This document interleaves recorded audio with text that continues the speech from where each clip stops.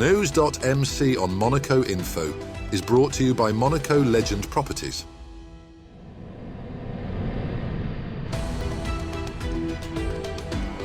Bringing you news on Monaco's economy, culture, sports and more. Welcome to News.mc, your English rendezvous on Monaco Info.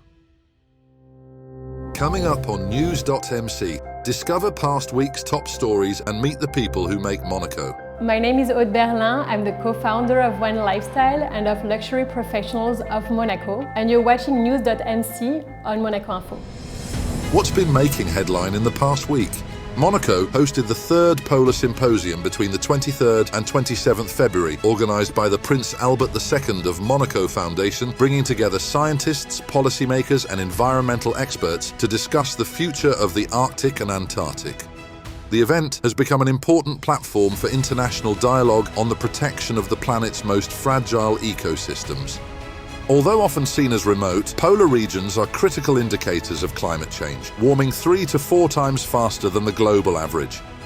This rapid transformation accelerates ice melt, contributes to rising sea levels, and influences extreme weather patterns around the world.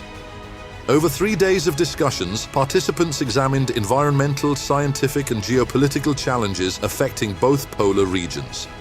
The symposium also supports the Foundation's wider Polar Initiative, encouraging collaboration and research, particularly among emerging scientists working to better understand and protect these vital environments. World NGO Day on February 27th highlighted the vital role non-governmental organizations play in addressing humanitarian, social, and environmental challenges worldwide. In Monaco, the occasion also underscores the Principality's long-standing commitment to international solidarity through its many charities and foundations. Among them is Mission Enfance, a Monaco-based NGO founded 35 years ago to support vulnerable children through education and humanitarian aid. The organization builds schools, creates activity centers, and improves access to learning, while also delivering emergency assistance in crisis zones. Active in 10 countries across Asia, the Middle East, Africa and Latin America, Mission Enfance estimates that nearly 2 million children have benefited from its programs since its creation. Around 30 young skaters took to the ice at Monaco's Port Hercule on Saturday, the 28th of February, for the Monaco Skating Club's annual festival and National Figure Skating Championship. Divided into 12 categories, the athletes presented short programs before an international panel of judges after several months of training on the temporary winter rink installed at the port. For many participants, the event marked both a competitive milestone and a celebration of their progress. The return of the rink, which reopened in December after several years' absence, has helped revitalize skating in the Principality, allowing around 100 licensed skaters to train regularly. Former world champion Brian Zuber added prestige to the day by leading a special masterclass. March marks Colorectal Cancer Awareness Month, known as Blue March, and Monaco is once again supporting the campaign. To highlight the importance of prevention, the Prince's Palace has been illuminated in blue, drawing attention to one of the leading causes of cancer-related deaths, particularly among people over 50. Health authorities stress that colorectal cancer can be detected early and is curable in 9 out of 10 cases when identified in time. Regular screening every 2 years from the age of 50 is therefore strongly recommended. As global tensions, economic uncertainty, and shifting alliances dominate international headlines, Monaco continues to stand out as a model of stability and security. The Principality maintains a long-standing policy of neutrality, rooted in diplomacy and cooperation rather than confrontation. Its sovereignty, framed by historic treaties with France, ensures political continuity while preserving independence. Monaco holds no aggressive foreign posture and, in practical terms, has no enemies. At the same time, it remains deeply international, with residents representing more than 100 nationalities. Strong governance, economic resilience, and social cohesion underpin this balance of openness and order. On the ground, a high police presence and advanced security systems contribute to exceptionally low crime rates. In an unpredictable world, Monaco's quiet consistency continues to offer reassurance.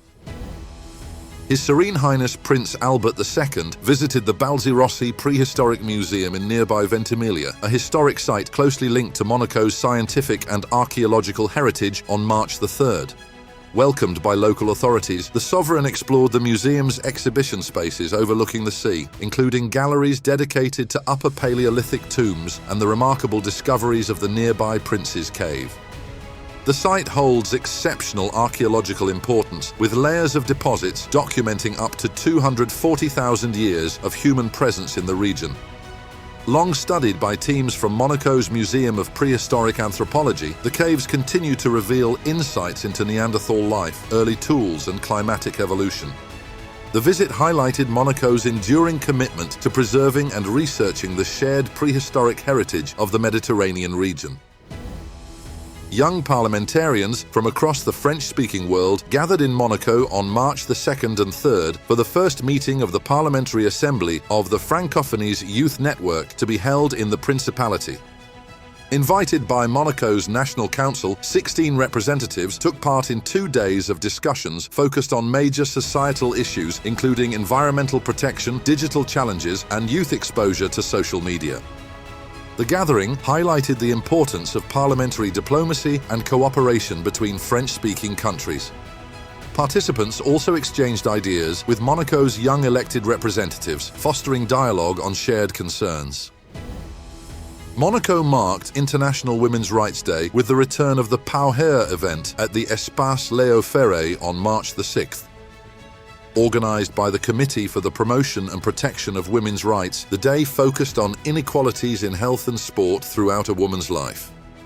Visitors were able to explore a photographic exhibition highlighting Monegasque sportswomen and take part in interactive workshops tracing key stages from childhood to senior years. Open to the public, the event welcomed local students and young athletes, underlining the importance of education in advancing equality.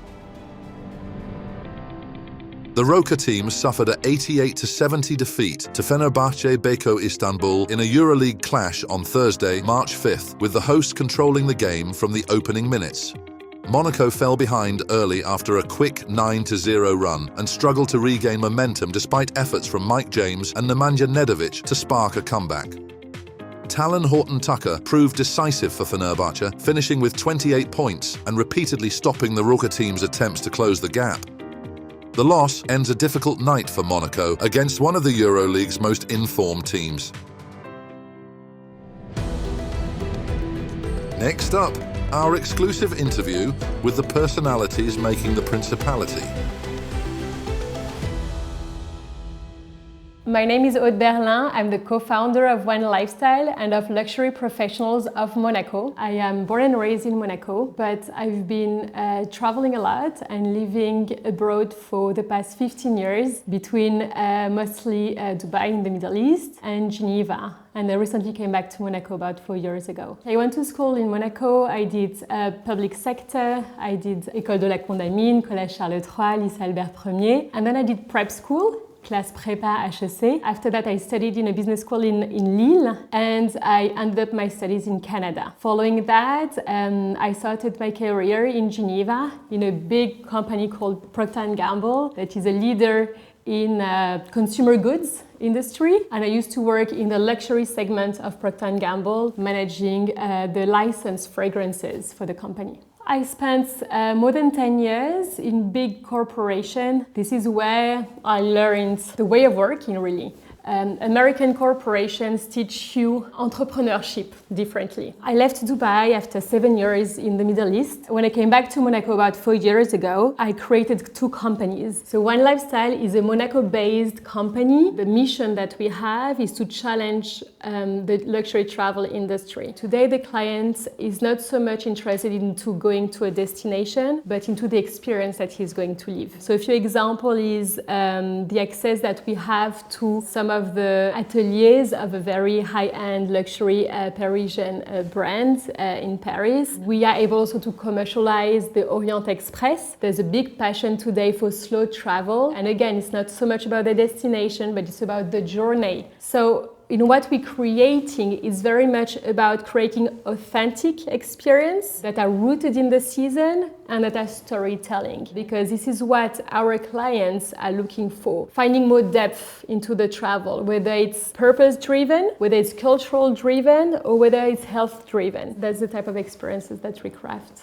So I am also the co-founder of Luxury Professionals of Monaco, together with my husband, which today is the biggest B2B network that gathers the professional working in the luxury sector in Monaco. We have about 90 members that are part of our network, only professionals across about 50 different industries. And the idea when we came back to Monaco a couple of years ago was really to see how we could bring all these professionals and create an ecosystem of professionals together to help each other, to support each other, to drive synergies and collaborations among us, and to keep on serving the clients in Monaco. So this is our mission. You know, I think it's very interesting how luxury is evolving, in the sense that you do have those big groups such as LVMH that, you know, keeps on acquiring new brands, but the way that luxury industry is evolving is very different. The new generation of luxury clients don't consume so much goods, but they consume more services. So it's not so much about what you own, but what you live. 2019, LVMH acquired Belmont Group, that is a major actors in hospitality, that has hotels, luxury trains such as the Orient Express and boats. And that's, you know, a statement to say that, you know, those luxury brands, they want to create ecosystems. This is really where is the need. And those luxury groups, they understood that. And this is why they're diversifying the industry. It used to be very much in silo. You're in fashion, you're in hospitality. Today, it doesn't work like this anymore. It's very much about that whole lifestyle that you create around the client at the centerpiece.